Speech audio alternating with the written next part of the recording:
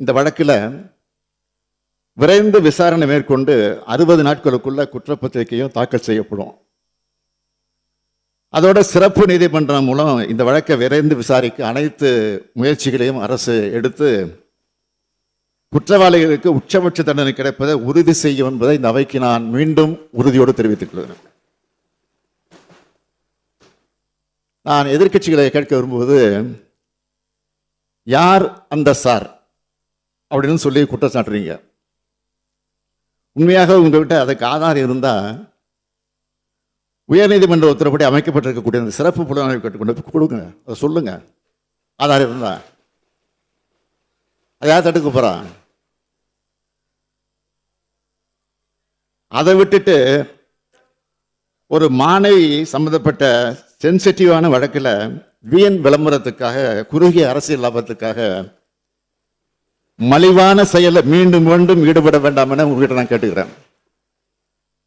இந்த அரசை பொறுத்த வரைக்கும் பெண்களுக்கு எதிரான குற்றங்களை இரும்பு கரம் கொண்டு அடக்கும். இந்த ஒரு சம்பவத்தை வச்சு பெண்களுக்கு பாதுகாப்பே இல்லாமல் இருக்கிறது போல ஒரு சதி தோற்றத்தை உருவாக்க பல முயற்சி செய்கிறாங்க. நான் நிச்சயமா சொல்றேன், இது மக்கள் மத்தியில் நிச்சயமா ஈடுபடாது. ஏன்னா நமது அரசு வந்ததுல இருந்து பார்த்துருக்கீங்க, பெண்கள் பாதுகாப்புக்கு எவ்வளவு முக்கியத்துவம் கொடுக்கிறோம், பெண்கள் எதிரான குற்றங்களை எவ்வளவு நடவடிக்கை எடுத்திருக்கிறோம் என்பது தமிழ்நாட்டு மக்களுக்கு நல்லா தெரியும். குறிப்பா பெண்களுக்கு எதிரான வழக்கில் 86 விழுக்காட்டுக்கு மேல 60 நாட்களுக்குள்ள குற்றப்பத்திரிகை தாக்கல் செய்யப்பட்டிருக்கு.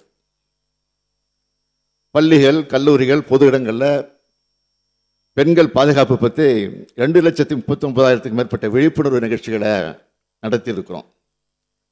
சத்யா என்ற பெண்ணை ரயில் முன்ன தள்ளிவிட்டு கொலை செஞ்ச வழக்கில் மிக குறுகிய காலத்தில் உச்சபட்ச தண்டனையா தூக்கு தண்டனை பெற்றுக் கொடுத்திருப்பது இந்த அரசு தான். பெண்கள் மற்றும் குழந்தைகள் மீதான குற்றங்களுக்கு எதிராக இந்த அரசு எடுத்து ஒரு நடவடிக்கைகளை பாராட்ட மனம் இல்லைனாலும் பரவாயில்ல, வீண் பழியை சுமத்தாமல் இருந்தால் அதுவே போதும். மாண்புமிகு நீதிமன்றமே எதிர்க்கட்சி வழக்கறிஞரை பார்த்து பெண்களின் பாதுகாப்பு தொடர்பான உண்மையான அக்கறையோடு செயல்படுறதை விட்டுட்டு இந்த வழக்கில் ஏன் அரசியல் கண்ணத்தோடு செயல்பட்டீங்கன்னு கேட்டு தான் நான் இங்கே நினைவுபடுத்துகிறேன். நீதிமன்ற அறிவுரையை பின்பற்றி வீண் அரசியலை தவிர்த்தால பெண்களுக்கு பாதுகாப்பு கொடுப்பதற்கு அது பேருதவியாக இருக்கும்னு தெரிவிச்சுக்க விரும்புகிறேன். இன்னைக்கு தமிழ்நாடு பெண்களுக்கு குழந்தைகளுக்கு பாதுகாப்பு மாநிலமாக திகழுது. இந்த அரசு அமைந்ததிலிருந்து நாங்கள் எடுத்திருக்கக்கூடிய தொடர் நடவடிக்கைகள் தான் இதுக்கு காரணம். இது தொடர்பான ஒரு புள்ளி விவரத்தை நான் சொல்ல விரும்புகிறேன். இந்தியாவிலேயே பெண்களுக்கு பாதுகாப்பான முதல் 10 மாநகரங்களில் நம்ம கோவையும் சென்னையும் இருக்கு. பெண்கள் அதிகம் பேர் வேலைக்கு செல்லும் மாநிலம் தமிழ்நாடு தான் முன்னிலையில் இருக்கு. 10 லட்சத்துக்கு உட்பட்டு இருக்கக்கூடிய மக்கள் தொகை உள்ள சில சிறிய நகரங்களில் திருச்சி, வேலூர், ஈரோடு, சேலம், திருப்பூர் ஆகிய 5 நகரங்களும் முதல் தரவரிசையில் பாதுகாப்பான நகரங்களாக இருக்கு. சென்னை மாணவி விவகாரத்தில் மட்டும் இல்லாமல் எந்த பாலியல் வன்கொடுமை புகாரிலையும் இந்த அரசு நடவடிக்கை எடுக்காம வேடிக்கை பார்த்ததும் இல்லை, விலகி நிற்கிறதும் இல்லை. மனசாட்சி இல்லாமல் பெண்களின் பாதுகாவலர்கள் மாதிரி பேசுகிறவங்க கடந்த அதிமுக ஆட்சியில் பொள்ளாச்சியில் என்ன நடந்ததுன்னு கொஞ்சம் நினைச்சு பாருங்க.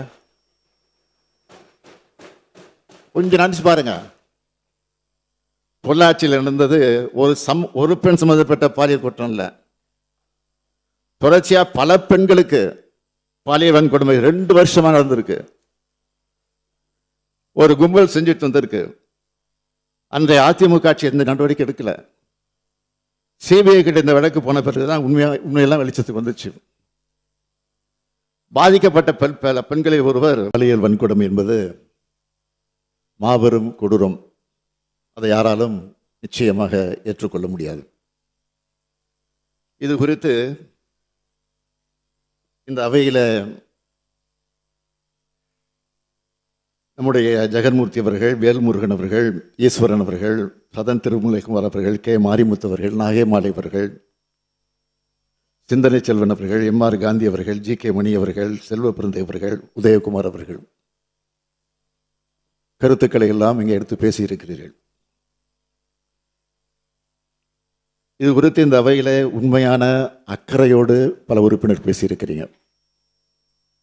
இதை பயன்படுத்தி இந்த ஆட்சி மேலே தவறான எண்ணத்தை உருவாக்குவதற்காகவும் சில உறுப்பினர்கள் பேசியிருக்கிறீங்க. சில இல்ல, ஒரு உறுப்பினர் பேசியிருக்கிறார்.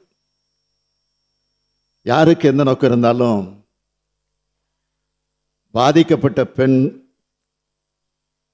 அந்த பெண் பக்கம் நின்று அவருக்கு சட்டப்படி நியாயம் பெற்று தரக்கூடிய காரியத்தை தவிர தமிழ்நாடு அரசுக்கு வேறு எந்த நோக்கமும் இல்லை என்பதை தெளிவாக, உறுதியாக, ஆணித்தரமாக முதலையே நான் சொல்லி விரும்புகிறேன். குற்றம் நடந்த பிறகு ஒருவேளை குற்றவாளியை உடனடியாக கைது செய்யாமல் விட்டிருந்தா அல்லது குற்றவாளியை காப்பாற்ற முடிவு செஞ்சிருந்தாலோ அரசை நீங்கள் குறை சொல்லலாம். ஆனால் சில மணி நேரத்துக்குள்ள குற்றவாளியை கைது செஞ்ச பிறகும் குற்றம் சம்பந்தப்பட்ட ஆதாரங்களை எல்லாம் திரட்டின பிறகும் அரசை குறை சொல்றது அரசியல் ஆதாயத்துக்கான தவிர உண்மையான அக்கறையோடு செயல்படுகிறது இல்லை என்பதை இந்த மாமன்றத்தில் நான் பதிவு செய்ய விரும்புகிறேன். மாண்புமிகு பேரவைத் தலைவர் அவர்களே, 24/12/2024 அன்று பிற்பகல் சென்னை மாணவி ஒருவர் கொடுத்த புகாரின் அடிப்படையில் கோட்டூர்புரம் அனைத்து மகளிர் காவல் நிலையத்தில் உடனடியாக வழக்கு பதிவு செய்யப்பட்டுச்சு. உடனடியாக தீவிர விசாரணை மேற்கொள்ளப்பட்டுச்சு. மறுநாள் காலையிலே இந்த சம்பவத்தில் ஈடுபட்ட குற்றவாளி ஞானசேகரன் காவல்துறையால் கைது செய்யப்பட்டார். இது காவல்துறை எடுத்த துரிதமான சரியான நடவடிக்கை. இருந்தாலும் எதிர்க்கட்சி என்ன குற்றச்சாட்டு சொல்றாங்க? முதல் தகவல் அறிக்கை கசிந்தது தொடர்பாக பேசுறாங்க. அதுக்கு காரணம் யாரு? ஒன்றிய அரசின் கீழ் செயல்படுகிற என்ஐசி, நேஷனல் இன்ஃபர்மேட்டிக்ஸ் சென்டர், தேசிய தகவல் மையம். அது நம்ம காவல்துறையால் உடனடியாக சுட்டிக்காட்டப்பட்டு அதற்கு பின்னால் அந்த தொழில்நுட்ப கோளாறும் சரி செய்யப்பட்டிருக்கிறது.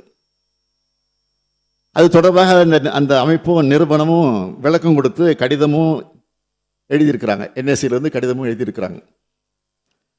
அடுத்து பாதுகாப்பு இல்லை, கேமரா இல்லை, 19 ரூபா சொல்கிற குற்றச்சாட்டும் உண்மை இல்லை. சம்பவம் நடந்த வளாகத்தில் சுற்றி இருக்கக்கூடிய பகுதிகளில் இருந்த கண்காணிப்பு கேமராக்கள் உதவியோடு தான் குற்றவாளி அடையாளம் காணப்பட்டு கைது செய்யப்பட்டிருக்கிறார். மூன்றாவது குற்றச்சாட்டு, முதல் தகவல் அறிக்கை வெளியானதை வச்சுட்டு யார் அந்த சார் அப்படின்னு கேட்குறீங்க.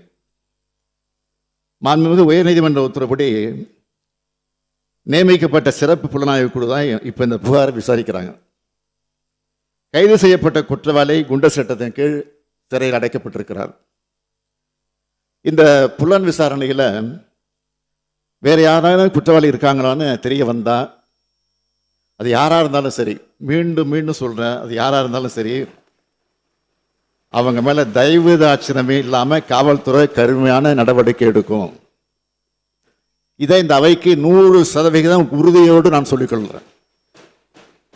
அதில் எந்த மாற்றம் கிடையாது. அது மட்டுமல்ல, இன்னும் முக்கியமானது,